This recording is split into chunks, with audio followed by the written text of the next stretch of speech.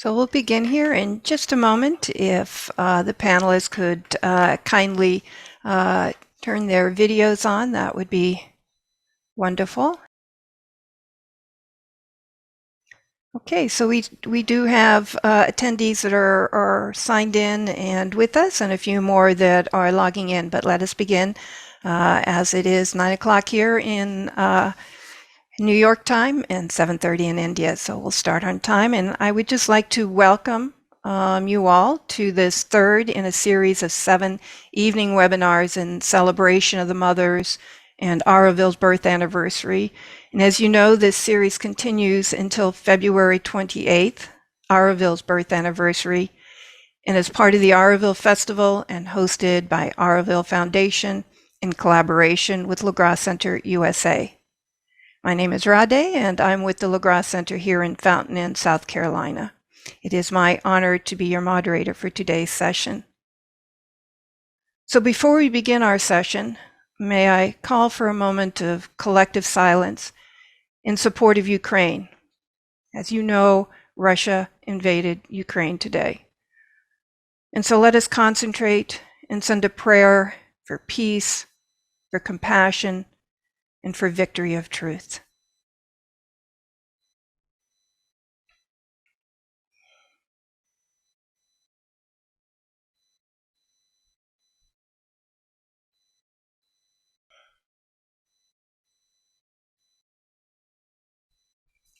So the topic that will be addressed today by our 3 esteemed guests, Dr. Ananda Reddy, Matthew Andrews, and Dr. Soumitra Basu, is research of the soul of nations and national pavilions.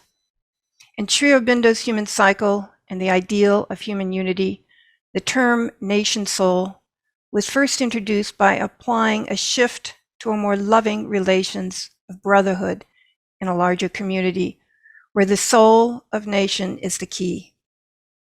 In the chapter Nation and Empire, Real and Political Unities, Sri Aurobindo identifies nation as a real unity based on common psychology, land, language, and culture. It allows the psychic beings of the individuals to relate to one another in a more direct and efficient way through the means of common language and culture, developing the sense of fraternity and brotherhood. Sri Aurobindo compares it to the 3 steps of Vishnu.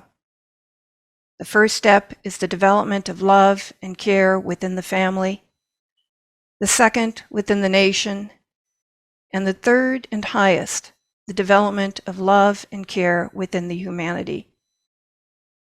In this way, the ideal of human unity can be realized only through an intermediary stage of the conscious development of nations and their souls.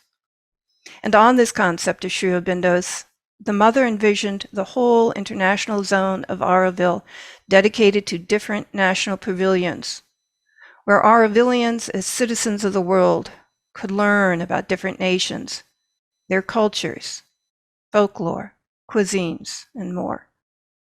It was meant to help develop a sense of brotherhood among the nations. And so with this brief introduction to the topic, it is my great pleasure and honor to introduce our guest speakers today, Dr. Ananda Reddy, Matthew Andrews, and again, Dr. Soumitra Basu. Dr. Ananda Reddy heads the Sri Aurobindo Center for Advanced Research, SAKAR, located in Pondicherry, where he conducts research and online courses in Sri Aurobindo's thought. Dr. Ananda's expertise lies in the interpretations of the Aurobindonian philosophy, and he has to his credit more than 2,000 hours of recorded talks on Sri Aurobindo's major works, such as The Life Divine, Synthesis of Yoga, Essays on the Gita, and Savitri. Matthew Andrews, who will be our second guest speaker today, is co-director of Shraddha Yoga and board president of Auroville International, USA. He has been a student of yoga philosophy in the light of Sri Aurobindo and the Mother for over 20 years and teaches yoga philosophy in yoga teacher training. He has organized and hosted retreats in Auroville and at the Madhuban Sri Aurobindo Ashram. Matthew expresses his devotion and love for the divine through music that weaves Western folk traditions with Sanskrit and Tamil mantras. And our third speaker for today, Dr. Soumitra Basu. Dr. Soumitra Basu is a psychiatrist working with consciousness paradigms. He conducts workshops on personal growth and is founder, editor of Namaha, and author of the book, Integral Health. He is deeply interested in the interplay of Aurobindonian metaphysics and mental health. Dr. Basu has developed a module of consciousness-based psychology, and along with Dr. Michael Miovich, has authored a book on this topic, which looks at the psychopathology and counseling from an entirely new perspective that arises from the experiential teachings of Sri Aurobindo and the Mother. So once again, I'd like to welcome our esteemed panelists, Dr. Ananda Reddy, Matthew Andrews, and Dr. Soumitra Basu. Before handing it over to Dr. Ananda Reddy, our first guest speaker, please note, attendees, that there will be time for questions towards the end of this webinar. So be sure to post any of your questions in the Q&A box. If it is to be directed to a specific panelist, please note as part of your question. So at this time, I'd like to turn it over to you, Dr. Reddy. Thank you. Yeah, many years back, I was somehow involved in the international zone of Oroville. I had attended a couple of meetings in USA as well as in Europe. But since then, that my interest in the study of nation soul, I started the study, in fact, because it was really difficult to understand what do we mean by the nation soul or the soul of a nation. But then everything becomes clear by a single sentence from Sri Aurobindo. The nation or society, like the individual, has a body, an organic life, a moral and aesthetic temperament, a developing mind, and a soul behind all these signs and powers for the sake of which they exist. So we see there's a complete parallel between the nation's soul and an individual human being. Parallel in the sense, just as the individual has a soul, which is his primary essential personality, and then the rest of the things, all that we think of the economics or his activities and art and culture, all the human expressions are nothing but an expression of the human soul. Similarly, a nation also, or the nation's soul also has all these kinds of activities, economic and politics and army and whatever you want to say. These are all nothing but the expressions of the soul of a nation. Where Sri Aurobindo would emphasize to say that in fact, a nation is essentially a soul rather than has one. So in his philosophy, we see it's exactly the same thing. So once we understand individual soul, the same soul there on the nation level also. But exactly as in the level of the individual, Sri Aurobindo says, once having attained to a separate distinctness, must become more and more self-conscious and find itself more and more fully as it develops its corporate action and mentality and its organic self-expressive life. The important thing is, Sri Aurobindo says, it must be self-conscious and find itself first of all. Like the individual also is the same thing. We are not becoming full instruments of the soul until we really find the psychic being and our own purpose. So in this level also, now how does it find its separate distinctness? There are stages of that.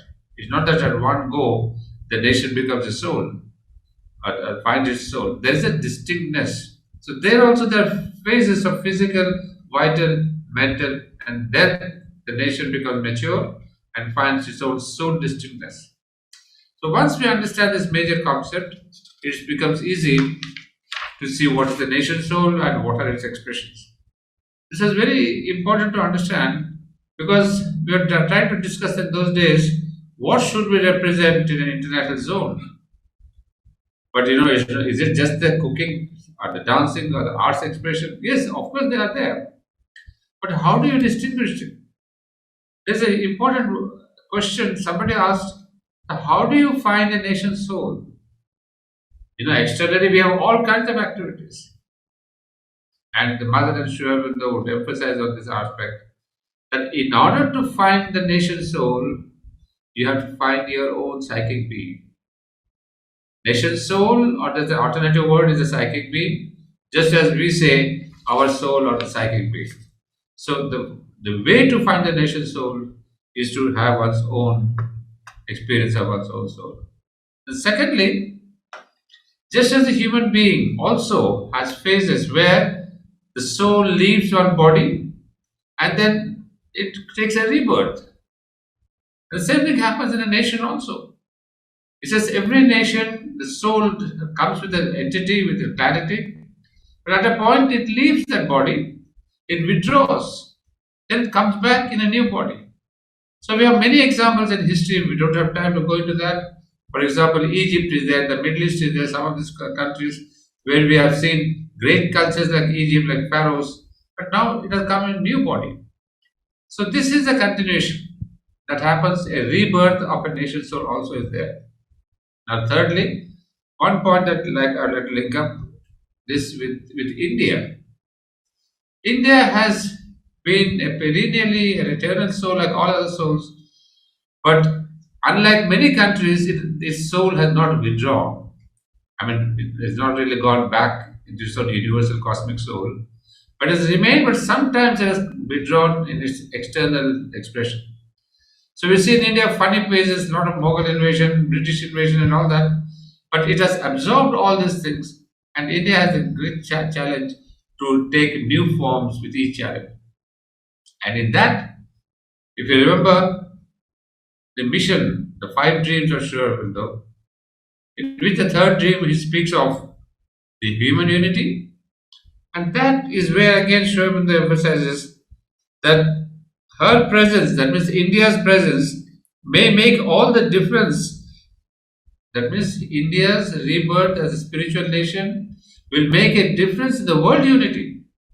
And in the last dream of the new creation, again he says that India could take a lead.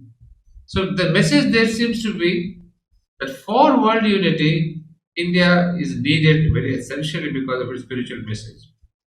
And now I understand its relation with Auroville. You see, Auroville, the mother, has started not just because of a new city, the city the earth needs. Why did she say the earth needs?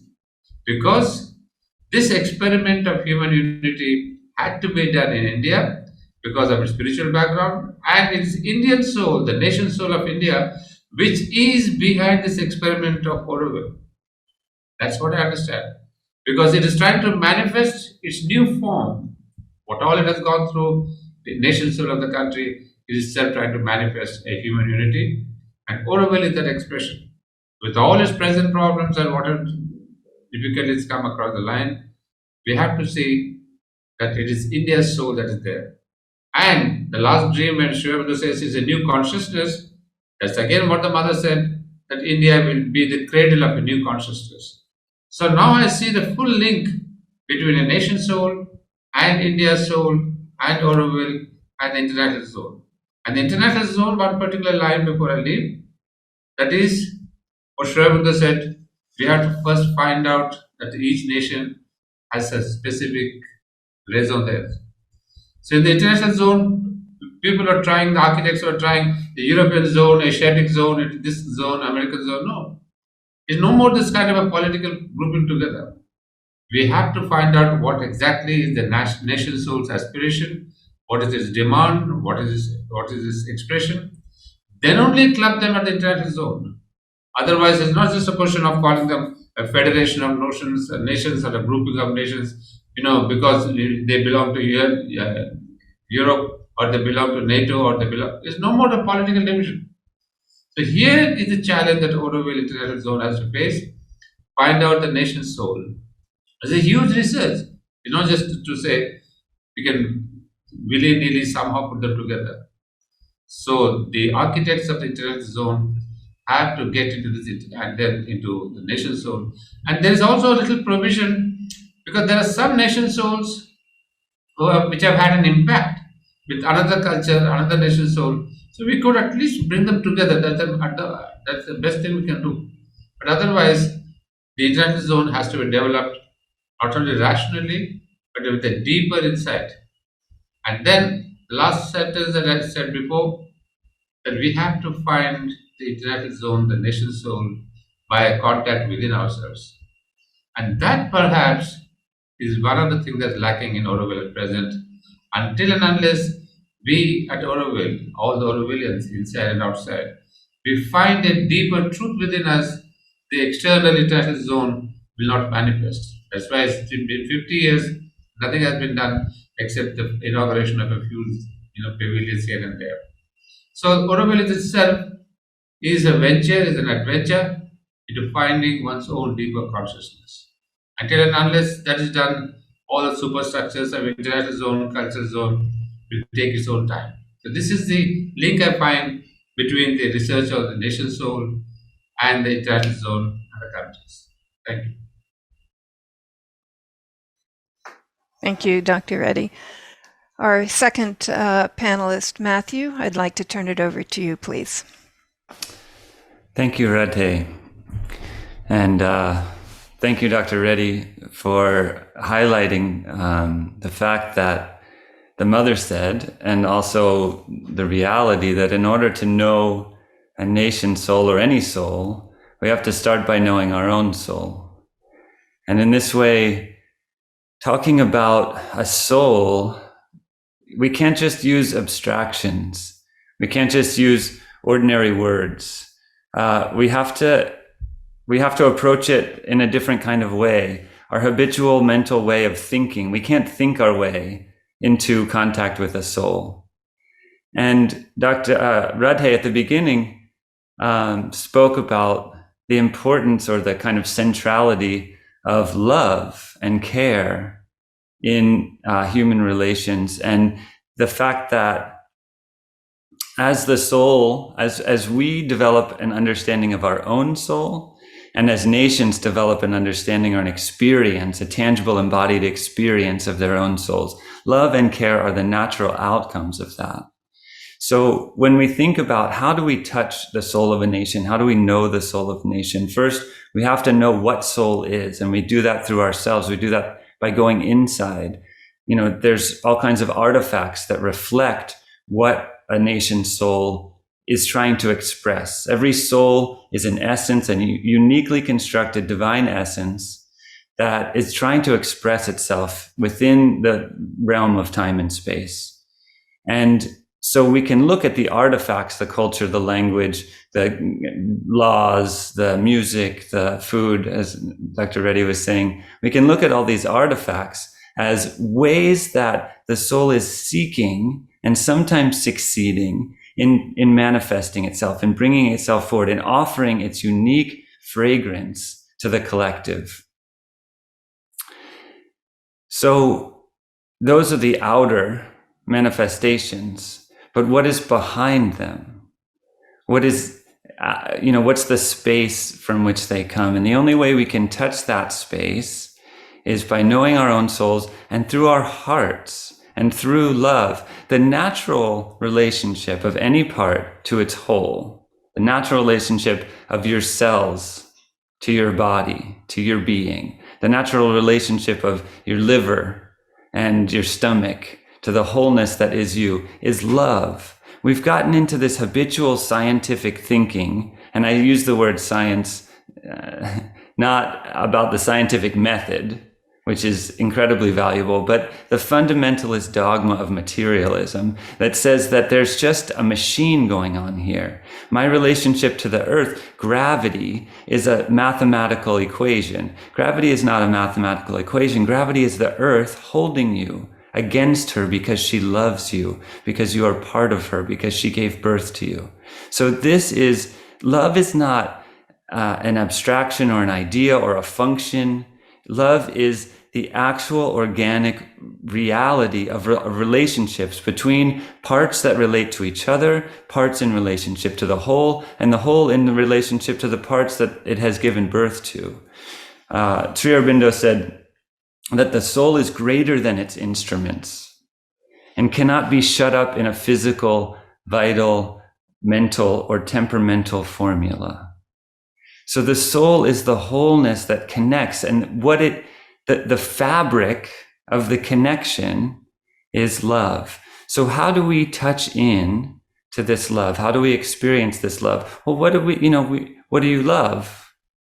Just think of something that you love. Think of someone that you love, a family member, a tree, a pet, an animal, a place, the mother, the earth. We can easily touch into the experience of loving and allow that to inform and open the faculty of sensing that is the heart, that can provide a pathway to knowing the soul. And then we see the outpicturing of the artifacts of that soul, whether it's a person or a nation, for what they are, the reflections of this deeper radiance, this inner presence that just proclaims, I am, and this is who I am. This is the uniqueness of my being. Every nation, whether or not they're embodying that soul, has a soul. Every nation, every person, whether or not they're embodying the qualities of their soul, is a soul. And, Paramahansa Ramakrishna famously said, the difference between the jnani and the vijnani. The jnani is the one who knows that God exists, the one who knows beyond a doubt that a log of wood contains fire in it. That's a jnani, right? They know. But the vijnani is the one who takes the log of wood and extracts the fire and cooks a meal on it and is nourished. The jnani, he said, some have drunk milk, some have heard of milk. Some have seen milk, some have heard of milk, and some have drunk milk. The vijnani has drunk the milk. And so in our own way, in our own being, if we want to touch the soul, if we want to directly experience what the soul of another person or another nation is, we have to drink the milk of love. We can't just talk about it. We can't just think about it. We can't just observe it. We have to drink it. So we enter this relationship in our own hearts with love itself and allow that love to connect us to the soul of a nation. We can look at, the soul of America. What is the soul of America? And of course, a soul is not black and white and exclusive. It's not one thing or another in kind of strict linear ways. One nation doesn't just reflect one principles and another nation and other principles. But the soul of America, the United States of America,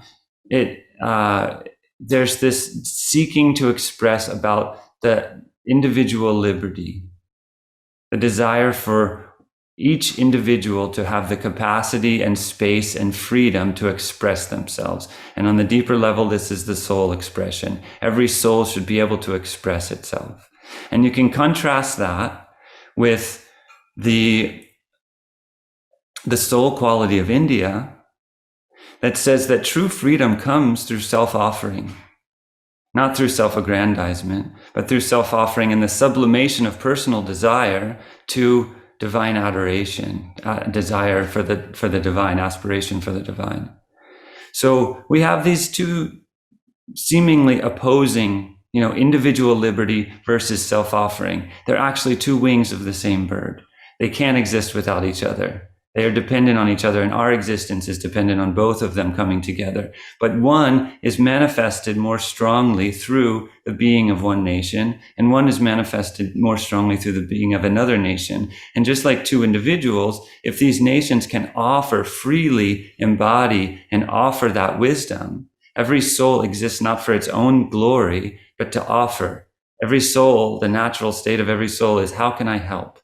How can I give to the wholeness? How can I express myself in a way that serves? And so every nation, it's the same way. The fullness of an expression of a nation's soul is going to serve.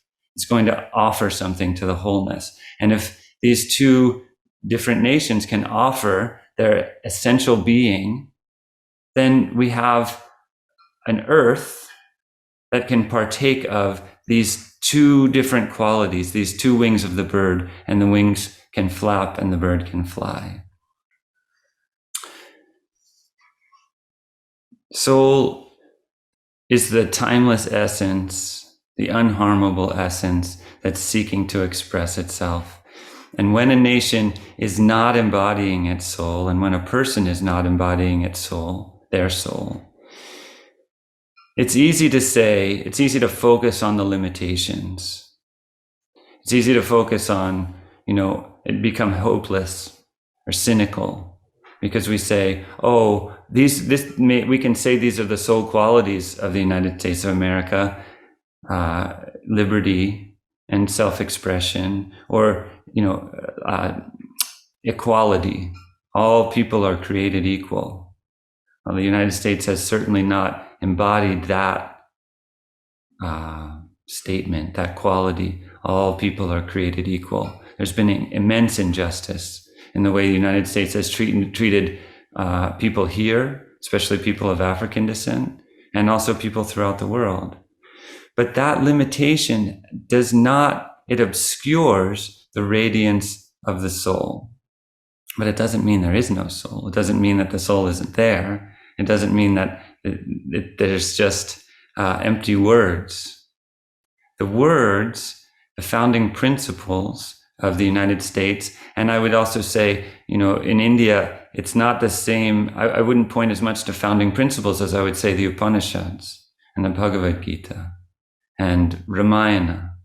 These ancient wisdom texts that hold these qualities of soul so deeply that, the Upanishads point to the invisible reality out of which all visible, everything that we see and touch and smell and hear emerges, and the invisible unity, the Brahman that unites all creation. This is the essence of the Upanishads, and this is part of the soul of India. This is an expression.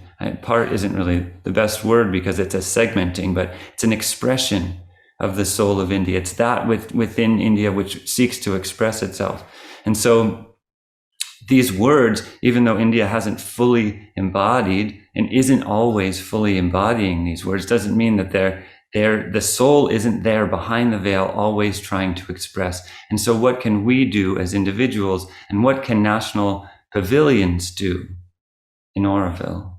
Well, they can honor and call forth the soul, even of a nation that is confused, that is lacking, that is limited in its soul expression and in its subjectivity, in its recognition of its own soul and the soul qualities of others, and the fact that every soul was created for a purpose and should be honored and valued so that it can express that purpose. Even a nation that's confused about that, instead of kind of lamenting or dismissing or diminishing, just like with another person, if there's someone we don't agree with, we can diminish them, we can mock them, we can deride them, we can resent them, we can reject them, or we can hold firmly the knowledge that they are a soul. And we can allow love. And love isn't, love isn't like a sentimentality. Love isn't allowing or condoning someone's actions, but love is the fierce commitment to not allowing destructive, diminishing energies to move through us, and to instead align ourselves with generation, with saying, I recognize and honor the soul quality that is at the essence of you, even though you aren't expressing that right now. Without any sense of superiority or domination, it's holding the reality, the underlying reality of the being, of the nation, of the person, with love, and remaining firmly committed to that, while all the vital and mental layers of our own selves try to pull us in a different direction. So we can have conversations and we can have an abstract, thought about soul and about relationships of soul of nations, or we can, within ourselves, commit to loving, honoring, revering the soul of every nation and of every being at all times. and rooting out that in us which would pull us in the other direction, acknowledging that which in us will pull us in another direction, shifting our alignment away from desecrating or mocking or diminishing in any way the soul of another, and aligning ourselves with upholding, honoring, revering the soul of another. Right now, well, I'll just say one thing, which is that the absence, love is generative, and love is harmonizing, and love creates life, creates health in our bodies. When our cells love the wholeness of our being, we're healthy. When our body systems and functions are functioning with love, we're healthy. When we love the earth is healthy. When nations love each other, there's harmony.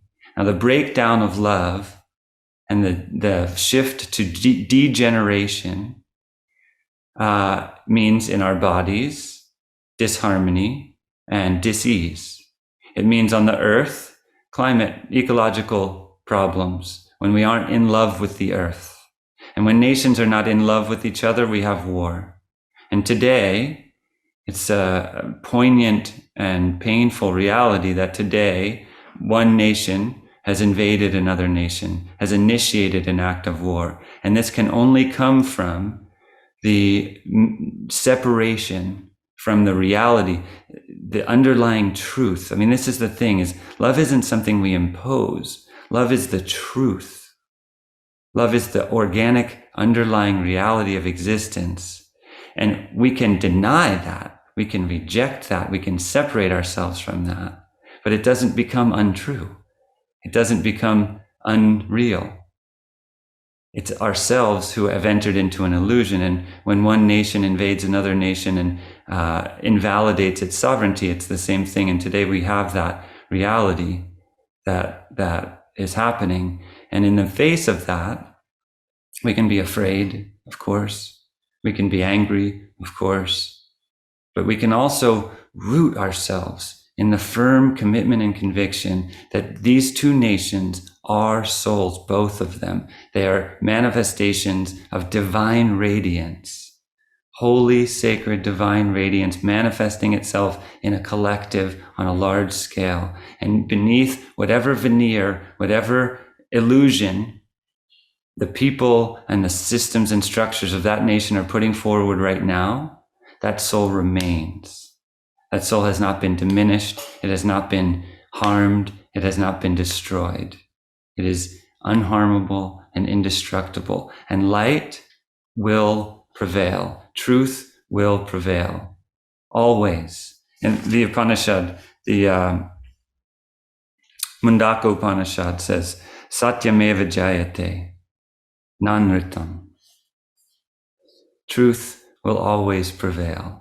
Light will always prevail. Love will always prevail. We are pulled into conflict. We are pulled into moments of purification where all the dark and unloving and untruthful things within us need to be purged and brought to the surface. These moments happen. They're passages. This is not the end state. We're not heading downhill into a dark, bottomless abyss. When there's a conflict, when the darkness is drawn to the surface, we need to bear witness. We need to keep our hearts open, and we need to root in our faith, our shraddha, in the victory of light and the victory of truth, which is inevitable, as the mother said countless times. The victory is assured. So whatever we see happening on the outside, that doesn't mean we don't feel pain. It doesn't mean that we reject our human emotions, that we don't stand with people who are suffering and hold them in our hearts and accept the reality of that. But it means that we do it without hopelessness and despair. We do it with hope. Hope is the most powerful force in the face of darkness and untruth, because hope is that which rejects the voice of the darkness, the voice of the darkness, the voice of death in Savitri, which so poignantly conveys the illusion that all is fallen, all is permanently fallen and permanently falling apart, and that's all there is. And Savitri says no, so clearly, so firmly, so without any wavering. No, love is real. You speak the truth that slays. I speak the truth that saves.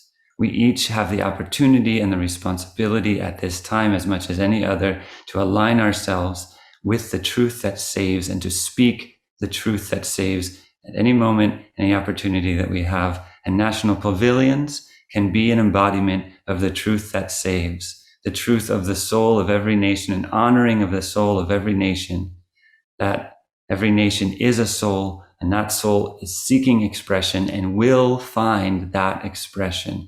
So the pavilion can be a kind of an incubator, a place where that expression of that national soul can find embodiment on earth, and then it can ripple out, and that the whole fabric of the earth can be blessed by the progressive embodiment of these nation souls.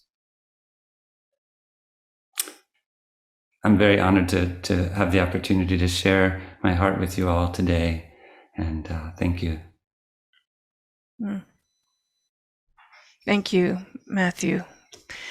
Very, very well said. And you can probably see in the chat a few people are thanking you also for the beautiful explanation. Very nice, thank you, beautiful, so etc. So very, very well put, and appreciate coming from that perspective of love. Before turning it over to Dr. Basu, I just want to remind everyone to please, any questions that you might have of our guest speakers today, to put in the Q&A box, because we will have time to answer your questions. And so with that, Dr. Basu, I'd like to hand it over to you. Thank you, Radhe, and thank you everyone for giving me this opportunity.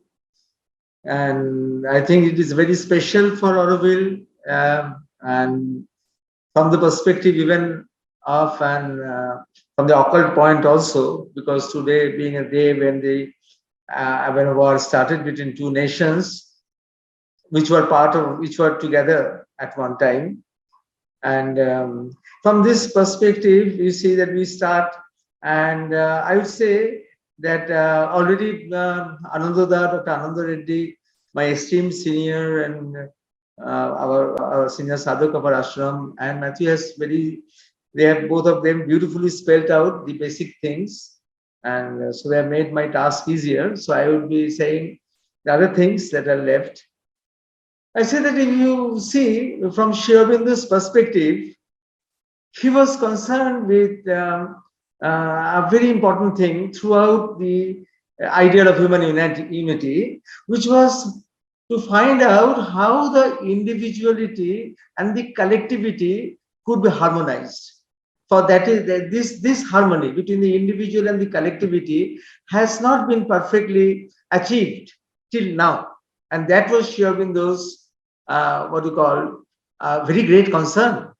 And if you ask me to analyze that, one of the reasons of the external reasons are there, of course, for the collapse of the USSR.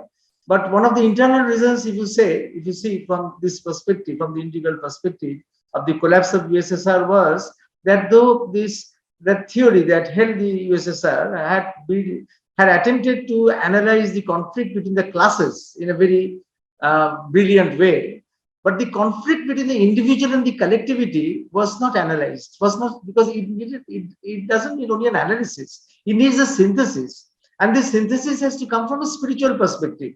Remember, when Mother and Sri Aurobindo are talking about the human unity, they are talking about the unity of the world, they are not talking in terms of mere politics. You see, otherwise Mother would not have said on January 18, 1964, as far as that time, she said that for a long, long time, she was working so that the USSR and the USA would be coming together, means finishing the war, Cold War. So you see, she was putting a spiritual force into that act, that for the sake of world unity, that the USA and the USSR, they have to resolve their conflicts. And she was putting her her power into it, her strength into it, her aspirations into it. So it's not merely a political affair, it's a very big spiritual affair. And that's why the soul of the nations, what we are talking about, becomes a very important thing. And then talking about nationality, just before Sri Aurobindo wrote started writing the Ideal of Human Unity, he talked about a new nationalism which India is going to offer in his Uttara speech after he came out from his prison. He was imprisoned, and in 1908 to 1909, and when he came out, he gave a famous speech which is known as the Uttara speech, where he talks about the new nationalism, and that new nationalism is to be based on what he called the Sanatan Dharma, which means spiritual universalism. That means each nation has to bring something unique to the orchestra of world nations. And for India, it was to bring the spiritual universalism as an ideal, because as a peculiarity of the nationhood of India, and that can something that can flow directly from the soul of the nation, which is being represented. So, and the beauty of it is that if that spiritual universalism could be introduced as India's new nationalism to the orchestra of world nations, then it would be easier to what we call shift from nationalism to internationalism without sacrificing your national uniqueness. You see, you have to shift from nationalism to internationalism without sacrificing your national uniqueness. This is important, because some person might say, I don't care about nations. I believe in world citizenship. I'm a world citizen. I'm beyond nations, beyond all regional groupings. I'm beyond all what you call all types of conglomerations of people. I belong to the whole world. Why I should be sticking to the nation only? Why you are pulling me down? I will belong to the universal soul, not to the soul of the nation. You see, of course, somebody can say that. That is all right, but that is also another aspect of reality. You see, it is not different. Being the soul of the global soul and the soul of the nation, they are not separate from each other. It is the same thing in different poises. One has to understand. You see, as an individual, I can outgrow all my nations and I can forget my nationhood. But as an individual, I am not representing the whole humanity. The whole humanity is being represented by the mass of people, and people there, people have all sorts of inclinations, all sorts of what you call ideas. People are hooked to their heritage, and you cannot just get over that. So a much better way to participate in the harmony of the world is to go to your international arena, but with your nationalism there, the spirit of your nationalism there, but in a sense that the true spirit of nationalism, whereas Matthew was telling that we have to view others also in the same way with love. That is why it is very important that we speak today, especially in Auroville, because I think that Auroville is an experimental space where the shift from nationalism to internationalism without foregoing our national identities, that can be possible, that is possible. In fact, that is why the national pavilions that have been kept in this in Auroville, which mother wanted that these national pavilions comes, the people should know the other nationalities, other nations, that comes to a full circle, that comes to a full meaning. But before we talk about something else about the soul of nation, I will just talk about how Sri Aurobindo viewed how the nation grows, because it is necessary. You see, the soul of a nation, suddenly the soul of a nation doesn't develop. It takes time to develop. The soul of a nation doesn't automatically develop one day. It takes a long time. So then Sri Aurobindo said that there were stages. So the first stage is a amorphous stage, a nascent stage, where everything is still in a disorganized way. Everything is not organized, and a nation has to be formed. So the first thing that is needed is a type of social stratification. So first thing that happens is a social stratification. All these things before the nation soul starts getting consolidated. You see, the social stratification has to happen, which in the West happened with the royalty, the clergy, the bourgeois, and the proletariat, and in India with the fourfold system of the caste system, the fourfold order of the society. And of course, it's much misinterpreted. The real interpretation is not considered. But if we see, it was very important, because Sri Aurobindo very beautifully explained that the Islamic nations, because though Islam believed in equality and brotherhood, they could not consolidate as nations very nicely, because the social stratification was absent until modern conditions forced them to to think in a different way and to consolidate as nations in keeping with the modern spirit of the world. So he gives that example, which is a case study. You can see it is a case study. And the second stage is when, and this is the first stage was that nascent stage, and the second stage is that stage where a centralized administration has to occur, something the administration has to consolidate in a centralized way, and a political self-consciousness has to develop.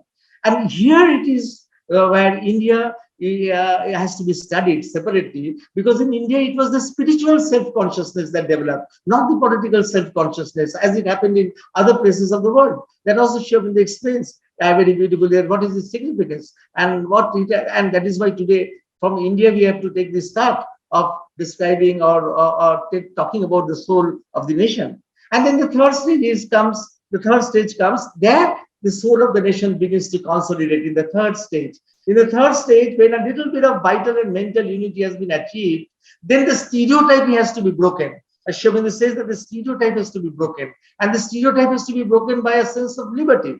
And the one wants liberty in many areas, like the liberty in the socio-religious sphere, liberty in the socio-political sphere, liberty in the socio-economic sphere, and people want to design their own things. And that can be chaos. And that chaos only can be avoided if side by side, pari passu, the soul of the nation develops. If the soul of the nation develops, gets consolidated at that time, then even though there might be outer problems, then these outer problems can be handled very efficiently, or even a harmony can come there very efficiently. As you say that Sri Aurobindo said in the Idol of Human Unity, when he, in the chapter on Religion of Humanity, he says that there are three godheads. There are three godheads under which the soul acts, and the three godheads are the godheads of liberty, equality, and fraternity. But these three are always in conflict with each other, not liberty and equality. Liberty and equality are in conflict with each other. We know that from liberty has come the concept of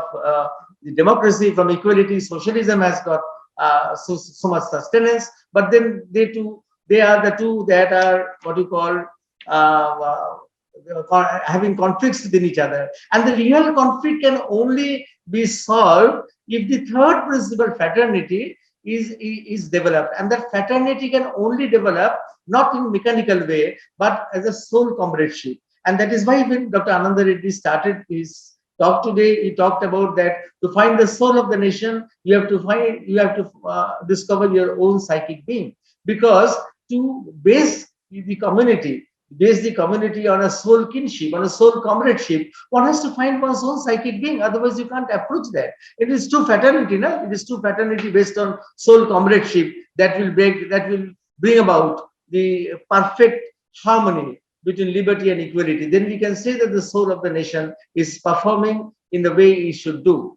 Having said that, now I will just raise this topic. If the soul of the nation, what we are talking, is so vibrant, is so important, then what happens? What happens when that nation is no more there, or that conglomeration of nations is no more there? What happened to the soul of USSR when it got dissolved? Or what happened to the soul of the United India when India got partitioned? You see that one can ask this question. Now for India, you can say that Sri Aurobindo's message that he gave in the Independence Day message that he gave, that a hint is there, as he says that the spirit of this subcontinent can only be found if there is a unity, but the unity cannot be in the old way. The unity has to come in a new way. He has said that the unity has to come in a practical way. It has to come in a very practical way, just not shouting what you call very big words, but to see just the practical areas where we can collaborate with each other to find. Sri Aurobindo was hinting was a sort of confederation. He was very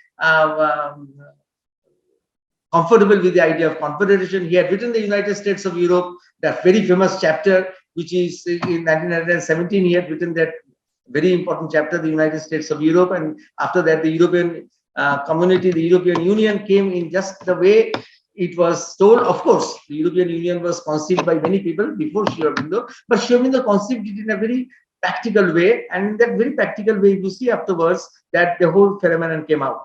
So even that confederation of nations to be successful, then each nation must have its soul. It must find its soul. Otherwise, they cannot come and they cannot contribute to that orchestra of nations or to that confederation in a very viable way. Because even in the confederation, as Matthew said, that if love is not there between nations, nothing can work out. So to bring that love also, you have to come with your soul. Empty of your soul, a nation cannot come there and contribute to the union of the world or to world unity. So you cannot do that. So that is a very also a very, very interesting thing, very important thing. I think that Auroville particularly is a very interesting area. There is a very interesting area because it is symbolical. It is very, very symbolical of human unity. You know, in every way, it is symbolical of human unity. But as I said, the topic that I raised, that when Sri Aurobindo gives this impression that the subcontinent, which goes by the name of India, and as Mother had earmarked the boundaries of Mother India. You see, Mother had made a special map, which is not in accordance with the political maps of the three countries, but which includes all the countries, all the countries that have separated from the mainland. And she says that the divine, the divine arena is this, which Mother earmarked. So we can say that the soul of India represents or is represented in that big area, in that which Mother has earmarked as the spiritual map of India. Now, for the USSR, it is difficult to say, as Vladimir explains to me, that USSR was a conglomeration of very different, many nations came there together. It was not a single nation. So it is very difficult to say. And because if that is so, that there were many nations which came together and they were just kept together and minus spirituality or minus any spiritual initiative, they were kept together, then they would fall apart. And then you would not be able to control that falling apart. You must remember that Mother was once asked,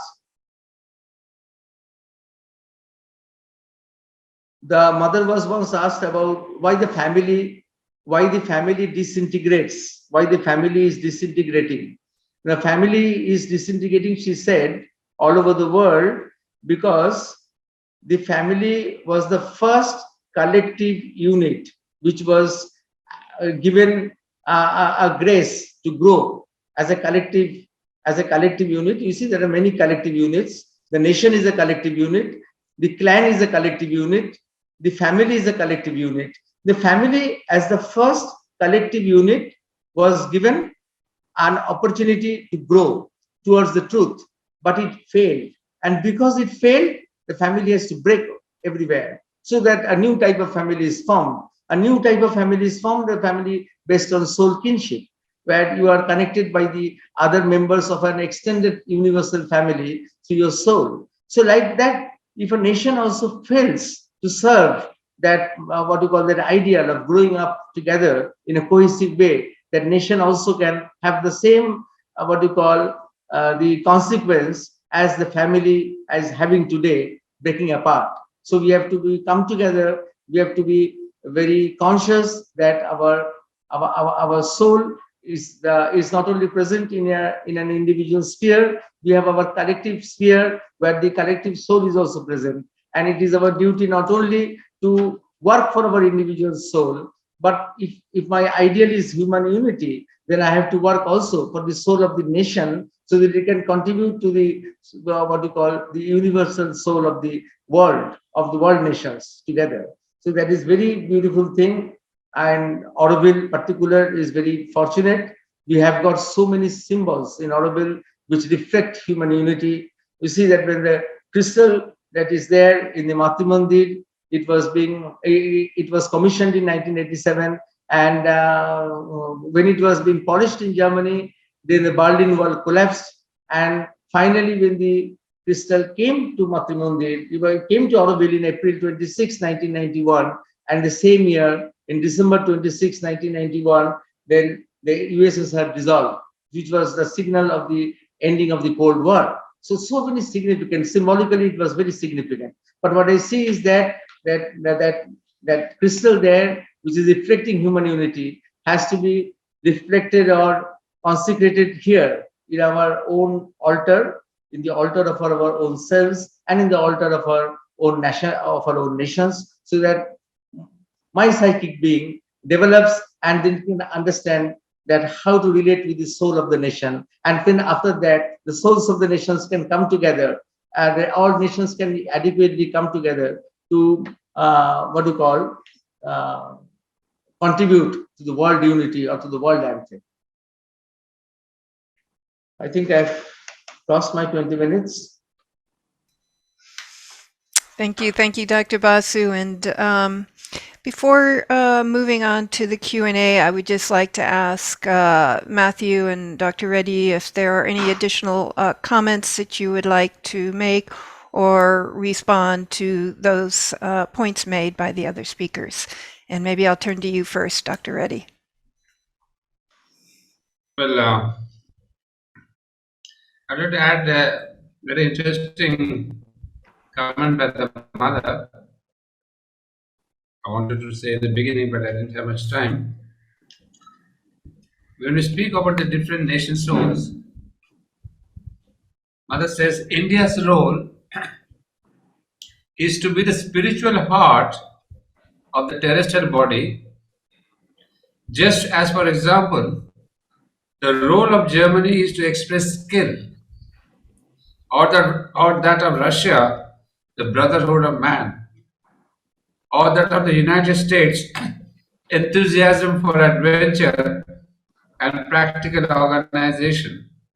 France meant generosity of sentiment, newness and boldness of ideas, and chivalry in action.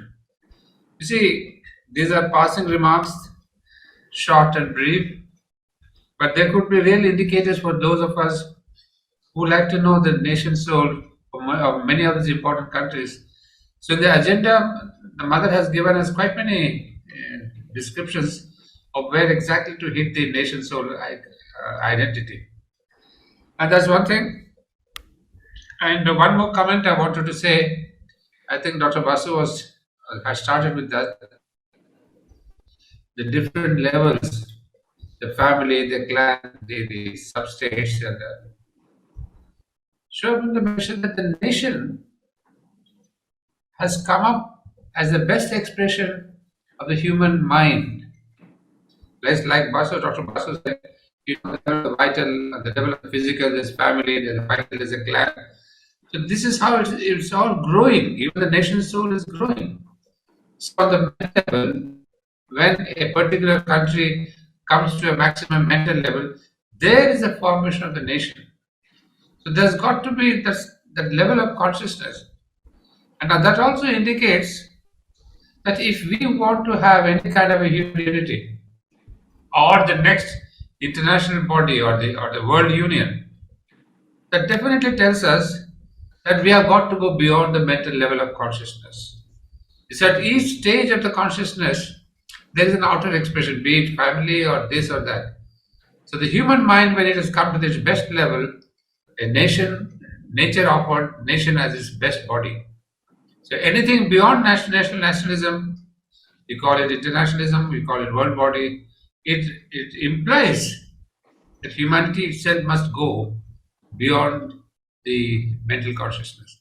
Otherwise, we can keep talking about it for years together, and just keeping on the mental level will not help us. And this would again reflect in Orwell. And Orwell has been given instructions and indications how it's going to be the cradle of a new consciousness, how we have to move towards outer body. So its outer body is not just an expression by per se or by itself.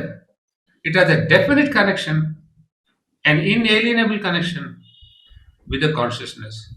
The consciousness and the outer body go together. I mean, I find so many things that the mother has explained, and I just wanted to add that comment. Thank you, Dr. Reddy. There's just a little bit of internet issue there, but I'm hoping everybody was able to hear that. And Matthew, any additional comments you would like to make? I think this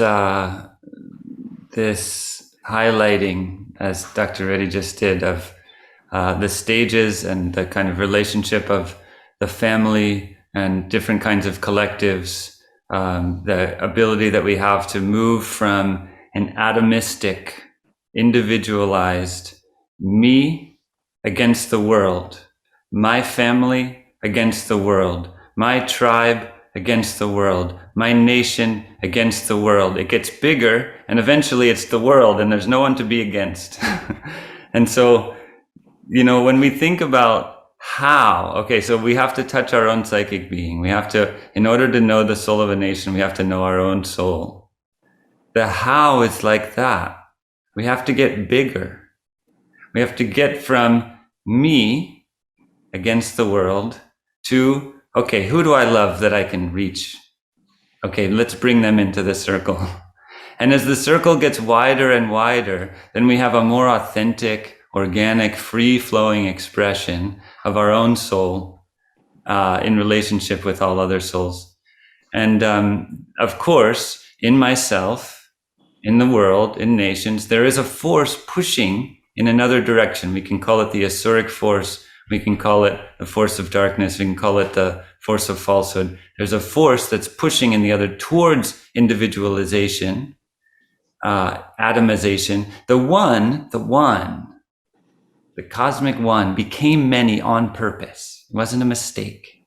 The one became many, and the one honors all the many, and the one sees the one through the eyes of the many. So it became many in order to enjoy, in order to honor, in order to revere. But in the process, this atomization, which shows up in Sankhya philosophy as ahankar, the kind of crystallization of individuality, has been kind of co-opted by forces, larger scale cosmic forces that seek to promote the experience of separation and the, at the expense of the experience of unity. And so we're in that. We're born into this milieu. It's not our fault in a sense of we did something wrong. Oh no, that I experience fear and enmity and hatred and disgust and all these things. This is the soup that we're all being cooked in. This is the place where we all came into. These forces are real. They're active. They're playing themselves out on the world stage. They're playing themselves out on an individual level to create separation. And in Oroville as well, to create polarization, to create me versus you, us versus them, these sides.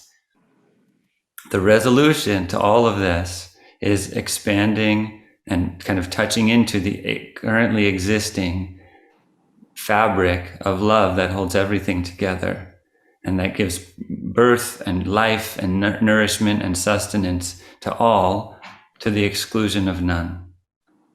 And so, just this sense of the stages of individuality, you could say, or the stages of evolution. Dr. Basu used the word fraternity. Fraternity is like love. It's the sense of family, the sense of I am part of you and you are part of me, that can ripple out and encompass the whole world. Thank you, Matthews. And Dr. Basu, any last words before we go into Q&A? I would say that these three movements go together in an integral vision, that one has to organize one's discordant elements around one's soul principle of the psychic being. We are composed of so many different things. Our mind, vital and physical, they are not in harmony with each other. They are always in conflict. And then we have to bring them together around the central principle, which is the psychic being. And then together with that, then we have to see this movement has to be parallel with the movement of developing or understanding the nation's soul, around which the nation has to be brought around. And not only the nation, because the nation has also got many heterogeneous elements. You see, every nation is not homogeneous. There are some nations which have a lot of homogeneity, but in India, you don't have so much homogeneity. There is a lot of heterogeneity. Especially if you see the northeastern states in India, you see that there are adjoining states like Mizoram, Nagaland, and Manipur. Each state is completely different from the other state in terms of culture, language, and others. Unbelievable. But in such short space, it's not a very big space, but then everything is so different. But still, that was that spiritual, something that was a spiritual uniqueness, something that was a spiritual element had held all this heterogeneity together. And that we have to understand and we have to acknowledge. In the people who are running India, people who are intellectuals, academicians, if they live out that spiritual perspective, they will never be able to understand the Indian scenario. In any other place other than India, this country would not have been together. It would have been broken into pieces. It has not been broken into pieces, or it is not being broken into pieces like that, because there's the spiritual perspective, and that's our great rishis who might be in the Himalayan caves had wished well for all of us, had breathed their what you call their that Vasudeva Kutumbukam, that great mantra that everybody should be together, and that is why the spiritual uniqueness has to be acknowledged. Otherwise, we will not be able to understand. And from Indian point, I will say that that our Indian national peculiarity we will not be able to project. And third is, together with all this, that we exceed ourselves and the nation, and we belong to the world. So the soul, we belong also to the universal soul, to the universal world. So the soul in the three different phases of the global soul and the national soul, the soul of the nation, and then of my own psychic being, as three poisons of one eternal principle. I think for those who have taken Mother and Shiva in these works of integral vision of seeing a global world order in a different light, it is important to trot the three paths together simultaneously. So that is an important thing. Great, thank you. And so we'll at this time just move into Q&A, and we've got a number of questions. So what I'll do is just read out a particular question, and if it's to be directed to one of our speakers, I'll mention it. Otherwise, if all three of you or any one of you would like to answer, that's fine. And we'll start with a question from Abhinav. Do the neighboring nations of India have one nation soul? Do the neighboring nations of India have one nation soul? Any of you would like to address that? We discussed about it when United India falling apart and USSR falling apart. So what's the difference? Whether the souls got divided or the soul is one? I think we talked about it. For India, it is that the soul resides in the area which Mother calls the spiritual map of India. So that we have to see. India is a very special case. Good. Thank you. Thank you. And the next one is directed to Matthew. What is a national pavilion?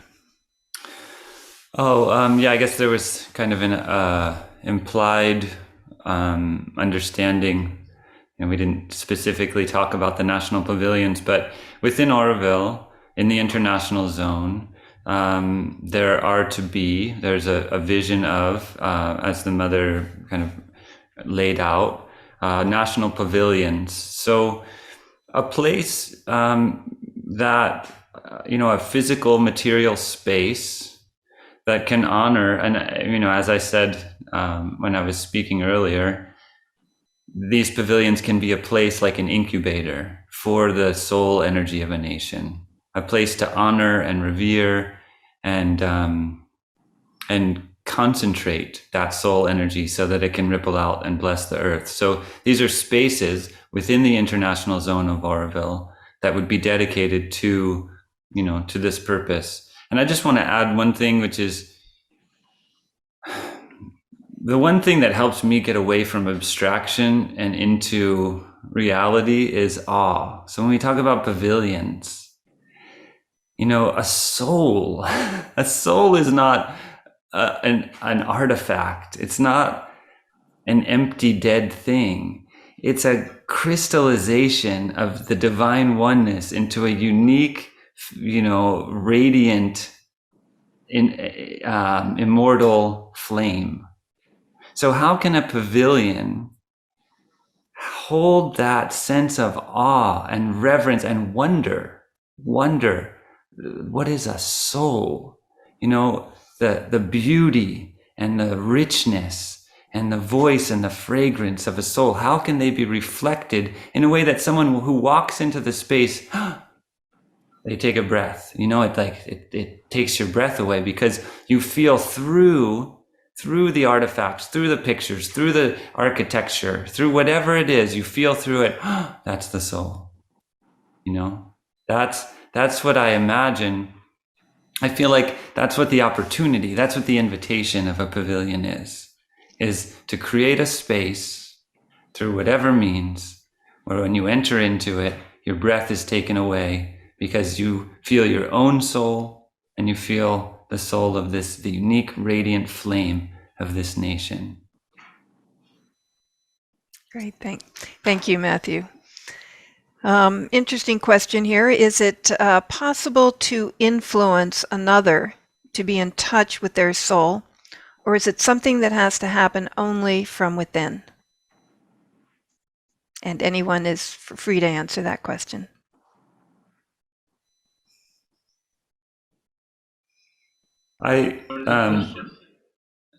I'll just say something quickly since I just spoke, which is that my experience is that it is definitely possible to support someone and to especially have the intention to support someone to experience their soul, but we can't make it happen. I mean, that's between the person and the divine. The mother has to kind of open the door, but we can stand next to the door and we can knock on it and we can just acknowledge. There's so much power in acknowledging and holding someone's soul, someone as a soul, rather than validating the presentation. A person may say, this is me, this is my job, this is my function, this is who I am. And we can say, smile and nod and look directly through all that to their soul. And there is a power in that. There's an invitation in that. And there's an opportunity that we're offering them. Please come forward, show yourself, be here. So we can give that opportunity, but we can't make it happen. That's between that individual being and the divine. Well, Radhe, there was a question by Abhinavji regarding I think it was about the nation soul of the neighboring countries in India. Yes. Dr. Basu has addressed that, but I'd like to add something more. You see, sometimes by human ignorance and imbecility, we do all this kind of nonsense of dividing the countries. But as we all know, Sri Aurobindo's message of 1947, 15th of August, when he told bluntly that the division will and must go. So that itself indicates that these are not permanent nations. A nation has been created artificially by the conquerors, by the Britishers. But that doesn't mean that it has been given a nation's soul. It has been geographically separated on some religion and all that. But there's got to be once again a reunion. That's what Professor Vishnu himself. Because it is necessary for the richness of the spiritual India to have even the geographical union. Because as the mother beautifully said, the spiritual map of India, that means what? India's Bharat Mata, the Devi, the Shakti, has an external form which comprises of all these nations that have been separated by the Britishers, like even Nepal and Bangladesh. But Mother still holds that this is not the final shape, is the full map. But yeah, how they are united, in what way, is going to be a kind of a federation or a kind of one country, or that political is different. They confirmed you that this is the body called Bharat Mata and Bharat Shakti. So in the future, this will happen. So these smaller countries are developing souls, but not yet gained the national soul or the nation soul. Because as Dr. Basu was explaining, very, very different from many other countries, India somehow gained and based its nation soul on spirituality to begin with. Unlike many other nations which had to develop themselves from geographical boundaries, from this national culture. But fortunate are we that Vedas and Upanishads have started and given us a spiritual soul as the very birth of the country. And because of this greatness of the spirituality, India could develop multiple levels of, what do you say, unity in diversity. It's only a spiritual soul that can tolerate this diversity. As Dr. Basu very rightly said, it could have been split up into smaller pieces. So coming back to this question, yes, it is a matter of time that all these broken parts have to come back reunite in any political dimension you want, but it will be the body of Bharat Mata. That's what I like to add there. And somebody asked, how can we understand the soul of a nation, of a new nation that oppressed the soul of the native nations like USA or Brazil or others? Well, it's easy to, go through and we say this oppression, like US has oppressed some other native countries, etc. But I think when these native countries also develop, because as we insisted, Dr. Basu and Mr. Matthew, and we have all insisted that there is a kind of an evolution of a country. Nation soul is not the spiritual soul or the soul of the country doesn't come in one day or 1 century, 1 year.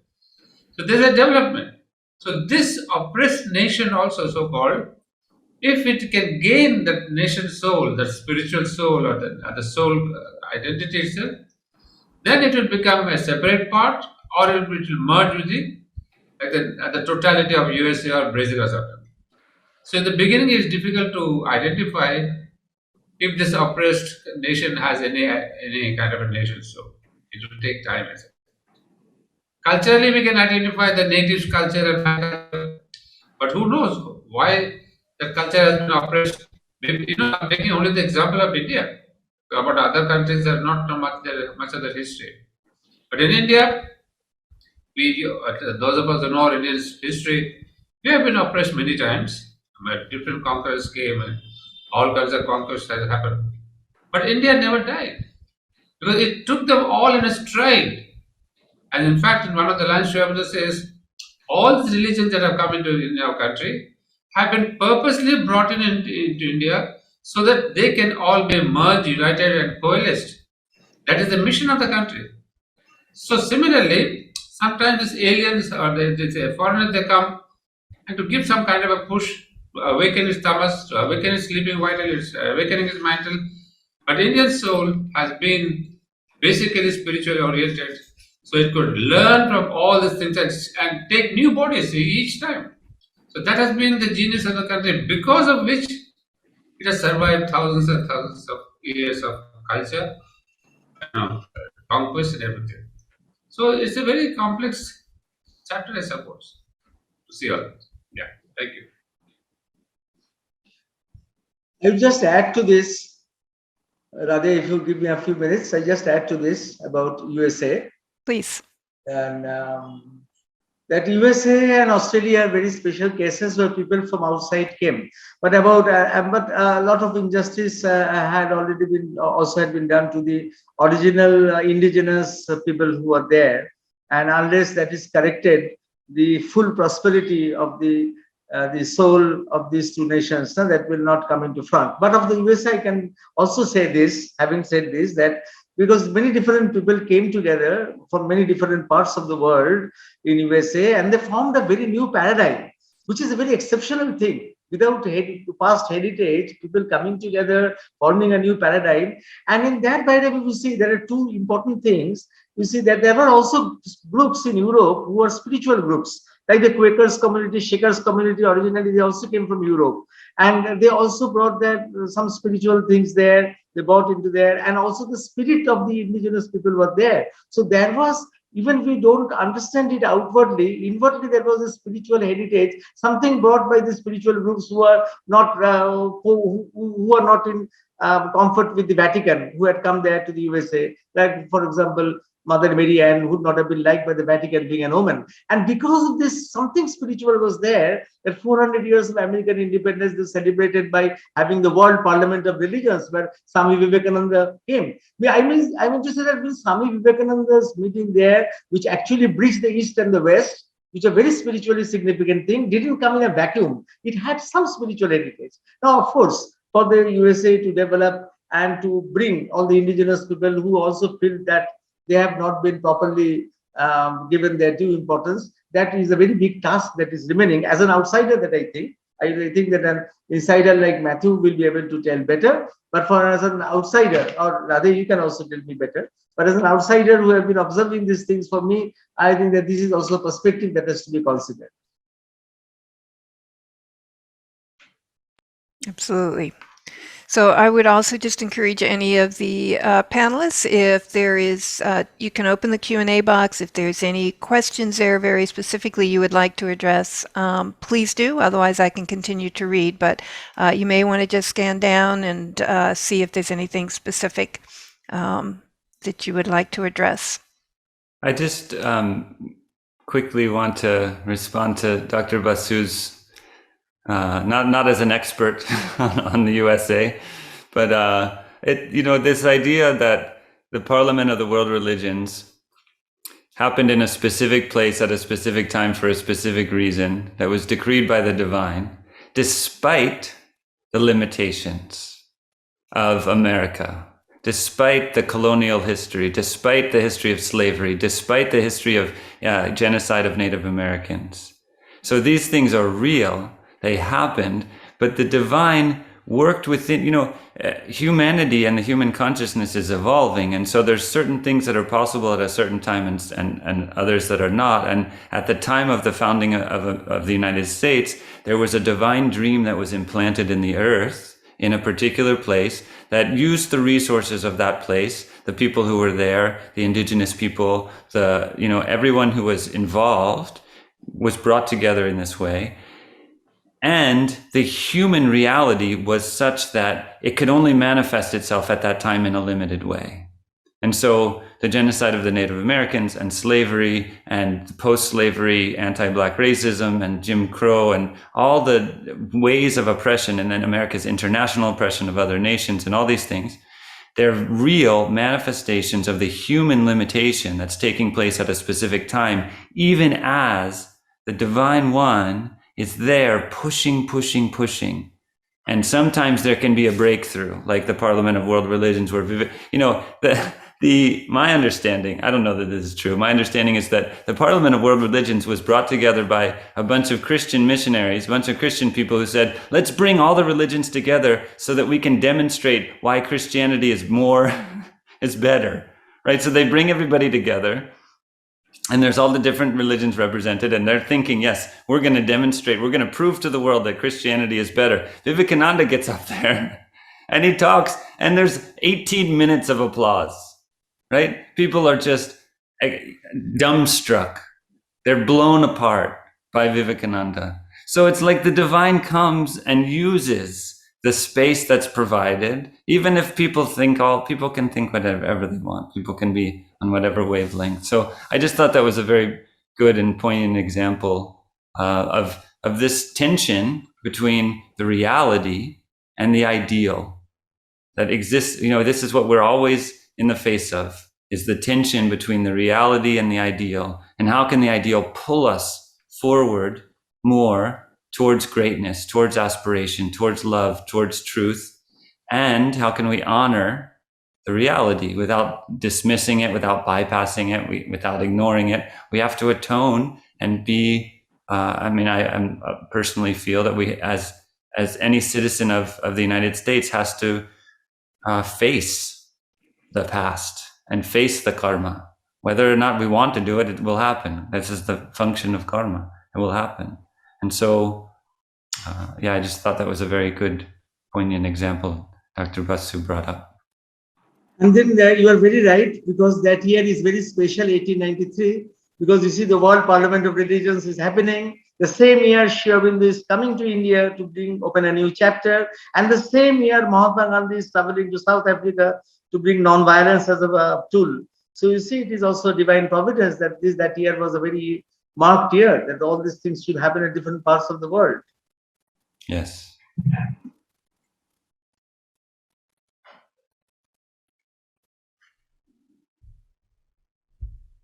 Okay, maybe we've got time here for one other question. So let me just look through here, or if any of the panelists see a question that they would like to address as we start to close. Dr. Basu, there's one there for you on Satna Dharma. It's often being given a very narrow meaning, as well as caste system, as you mentioned. Please do expand and clarify this as per Sri Aurobindo's vision.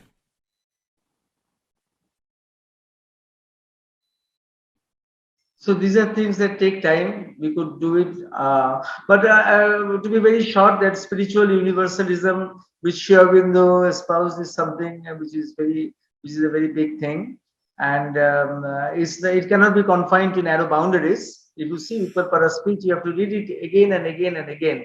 The Uttarpara speech, then to understand what Sri Aurobindo means by that Sanatan Dharma. And that spiritual universalism is something which is all inclusive, it is not exclusive, and that it, you see, it gives a passage from nationalism to internationalism very smoothly, and that is why it is so important from in Sri Aurobindo's socio-political perspective, as which is equally important as the spiritual perspective, and they all collate with each other. It's not like that. So the caste system is a different story. The caste system today, you see, it is there were the four principles which were represented by wisdom, strength, stability, and service, that were used at that time, at that age, at the age of social stratification, which Sri Aurobindo said that the first stage of nation unit formation, to bring a stratified social order. But these four principles which were there, which outwardly they are not relevant now in the way they were given that time, but the four principles are still there, and they can be brought together, which Sri Aurobindo says, in a new denouement, these things can be brought together. This wisdom, this strength, this stability, and this service as four aspects of personality represented by Maheshwari, Mahakali, Mahalakshmi, and Mahasaraswati. They can be brought together in our personality. So the four principles which first came out from the divine being and which were intuitively perceived were used for one type of construction at that type of social stratification. Now those four principles, they are there. You see that social stratification, we have surpassed that. We don't need to get glued to that thing because it has served its purpose. We have outgrown it. But the four principles are still there. They're equally relevant, and they can be now used to construct a personality with four attributes simultaneously. Where I simultaneously I have my knowledge, I have my strength, I have my stability, and I have my sense of service and surrender, and all integrated around a center. So that is, you see, the principles can now be used for a different synthesis. It was used for a social synthesis at that time. It can be used for a psychological synthesis today. So that's how I see it, that you can understand the principles of the caste system. So it's a very different subject. We can talk about it some other day, some other time, in details, if Vladimir is receptive to it or supports it. Sure, it's a vast topic. Now, of course, he's a Sanskrit scholar now, so I have to be very careful. Absolutely. Well, I know there are still a few questions remaining. We'll capture these questions and send them out to our panelists so that they are addressed. And we are pretty much at our time limit here, but we would ask if everyone could just stay with us. We will be closing with a group meditation in a moment. I did want to thank very sincerely our esteemed panelists today for such an enlightening discussion and on a very important and obviously timely topic. So thank you three all very much appreciated. And we hope everybody can join us tomorrow. The topic will be the practical manifestation of the city and the role of UNESCO and GOI. Guest speakers will be Sri R.N. Ravi and Chandresh Patel. So please join us. And with that, stay with us and close in our group meditation.